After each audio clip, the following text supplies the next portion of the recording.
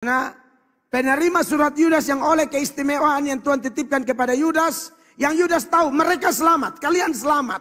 Tapi saya mau ajar ada orang-orang ini. Pelajari perilakunya, pelajari segala sesuatu tentang mereka, lalu periksa dirimu. Kalau kepada mereka begitu ketat pengajaran itu, apatah lagi bagi kita yang tidak dapat keistimewaan seperti yang saya maksudkan.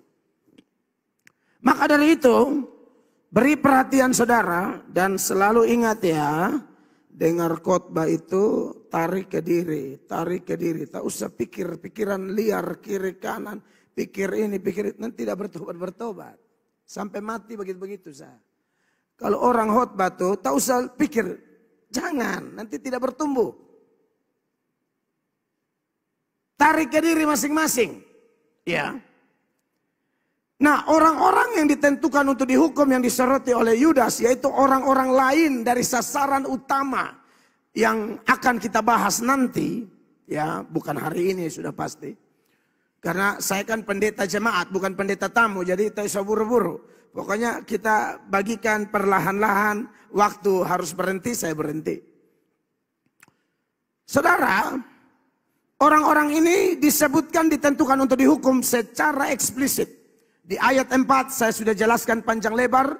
Minggu yang lalu dikatakan sebab ternyata ada orang tertentu yang telah masuk menyelusup di tengah-tengah kamu. Yaitu orang-orang yang telah lama ditentukan. Lalu ciri-ciri mereka fasik, menyalahgunakan kasih karunia, dan menyangkal satu-satunya penguasa yaitu Tuhan Yesus Kristus. Saya tidak ulang lagi di situ. Tetapi untuk menekankan betapa seriusnya Allah menghukum, maka Allah melalui Yudas melanjutkan di bagian-bagian selanjutnya seputaran seriusnya penghukuman. Dan ingat Bapak Ibu, ini dibahas di perjanjian baru. Jadi kalau ada orang yang terlalu polos belajar Alkitab, gampang baperan ketika belajar Alkitab, yang menganggap bahwa topik hukuman itu perjanjian lama, perjanjian lama, perjanjian lama. Kata siapa? Ini orang-orang ditentukan untuk dihukum. Ini sudah dekat-dekat wahyu loh. Perjanjian baru ini. Saya di kelas S3 yang sedang saya kuliah, saya baru semester 2 sekarang. Kemarin kami debat panjang lebar tuh.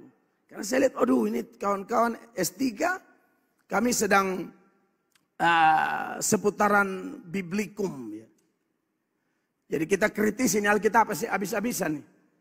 Ya, kritik teks, kritik redaksi, kritik sejarah, kritik kultur, semua. Ini buku ini perlu dikritisi juga. Dan di kelas dokter kita habis-habisan itu. Lalu dalam sebuah tanya jawab, waduh saya nih minta izin karena saya jadi pendengar saja karena jam kuliah saya harus keliling. Ini jemaat nih keluarga meninggal 3 jemaat memang. Nah, saya pendeta tidak mungkin tidak keliling. Begitu. Saya dan Ibu Gembala bagi tim lah. Saya sudah tidak tahan ini percakapan di dalam kuliah. Maka akhirnya saya masuk dan agak panas memang. Saya bilang tidak bisa. Ya itu kan menurut Pak Melatok. Tidak pernah. Pak Melatok tidak tahu apa-apa. Pak Melatok selalu berbasis Alkitab. Kita kan bahas biblikum. Harus Alkitab. Jangan polos mengenal Allah. Jangan gampang baper. Terlalu polos. Saya lihat banyak Kristen yang sudah level mau S3 pun masih baper. Tidak bisa terima kenyataan kalau ada yang ditetapkan dihukum. Ada yang tidak bisa terima. Masalahnya ini ada di Alkitab. Dan ayatnya banyak. Kenapa kau baper begitu? Sekolah tinggi-tinggi, belajar Alkitab pakai perasaan. Pakai data. Kalau Tuhan bilang dihukum, ya dihukum. Kau tahu saya bilang, tapi tidak bisa begitu jadi pendeta. Datanya ngomong apa? Kamu harus ikuti lurus begitu. Karena cara tafsir Alkitab, mereka mau pakai data-data kasih, lalu data keadilan, data kesucian, data murka. Mereka tidak mau pakai, kau tidak cinta firman. Kau tuh hanya cinta sebagian firman. Anak Tuhan sejati, apalagi pendeta, cinta seluruh firman. Mau isi hukum kek, mau isi kasih kek, Mau isi apa kek? Pokoknya itu firman. Lalu saya kasih tanggapan, ada yang tanggapan balik, dosen mau kasih stop. Oh itu saya tidak bisa. Tidak bisa Pak, kasih tuncang. Enak sebeta lu kritik, beta berbela pas lu di jalan. Seolah-olah lu benar, lu masalahnya kritik salah. Data yang Anda pakai itu salah, maksud data yang Anda pakai itu begini. Salah, tidak tepat sasaran sesuai yang kita persoalkan. Langsung silent di situ. Ya sudah ya apa atok ya. Bukan sudah Pak. Belum ini. Enak saja. Sekali dan dosen lah. Ini dosen lah. Dosen yang dari Korea apa. Beta iko. Itu aku lari bilang. Penciptaan itu terjadi 2 kali. Aduh. Dia tidak paham kejadian 1 dan kejadian 2. Kejadian 1 itu dan kejadian 2 itu sama. Kejadian 2 menjelaskan lebih detail apa yang dicatat di kejadian 1. Dia pisahkan itu. Kejadian 1 itu peristiwa sendiri. Kejadian 2 peristiwa sendiri. Seolah-olah penciptaan 2 kali. Kita 2 batengkar.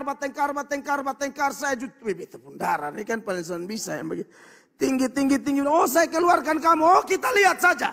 Beta telepon psikolog. Dia yang keluar kok beta. Dia Pak. Bagus. Gitu dong. Masa beta yang keluar, masalahnya foto besar di sekolah.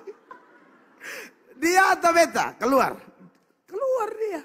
Stop mengajar. Dia sesat tuh Pak. Pak masih mau. Saya ini tidak mau tahu loh. Saya kasih tahu. Sesat ini. Bilang profesor dari Korea. Lu mau dari hutan manapun. Kau omong firman sesat. Kau kelihatan seperti kalam, domba. Tapi buka mulu naga kata Alkitab. Kan ciri penyesat itu.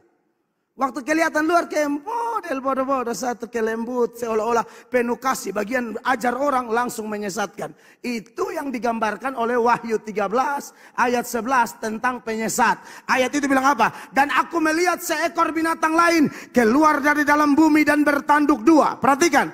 Sama seperti domba. Itu kulit luarnya. Kalau hanya berhenti di sini kita pikir semua pendeta baik. Cek waktu dia buka mulut dulu. Dan ia berbicara seperti seekor naga. Tahu maksudnya? Tampilan luar menarik. Pakai kolar. Pas omong sesat. Naga. Kan seekor naga itu lambang kesesatan. Jadi jangan terlalu terkecoh dengan, oh dia pendeta. Paling baik dia omong suara. Kau tersondengan. Paco omong ulang. Saking kecilnya.